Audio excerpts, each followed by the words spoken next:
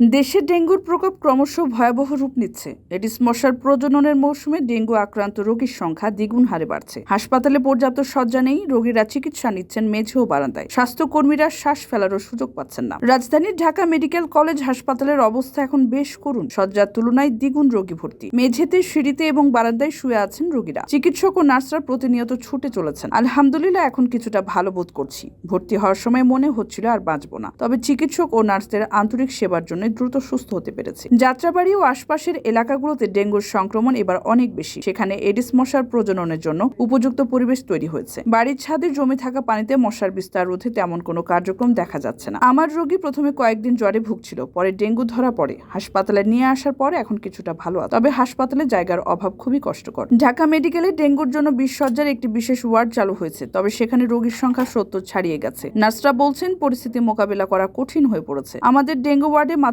20টি শয্যা আছে, অথচ রোগী ভর্তি রয়েছে 52 জন। এই চাপ সামলাতে আমাদের হিমশিম খেতে হচ্ছে, তবে সাধ্যমতো সেবা দিয়ে যাচ্ছি। ঢামেকের অন্যান্য ওয়ার্ডেও পরিস্থিতি একই রকম। মেডিসিন বিভাগের নারী ওয়ার্ডে রোগীর সংখ্যা বেডের 3 গুণ বেশি। গত কয়েক সপ্তাহে ডেঙ্গু রোগীর সংখ্যা অনেক বেড়ে গেছে। প্রতিদিন 10 থেকে 15 জন নতুন রোগী ভর্তি হচ্ছে, যাদের অনেকের প্লাটিলেট সংখ্যা খুবই কম, যা পরিস্থিতিকে আরো গুরুতর করে তুলছে। ডেঙ্গুর ভয়াবহতা দিন দিন বেড়েই চলেছে। এই অবস্থায় সবাইকে সতর্ক থাকার আহ্বান জানাচ্ছে স্বাস্থ্য অধিদপ্তর। এডিস মশার বিস্তার রোধে ব্যক্তিগত সচেতনতা ও সঠিক পদক্ষেপই হতে পারে এই সংকট মোকাবিলার প্রধান অস্ত্র।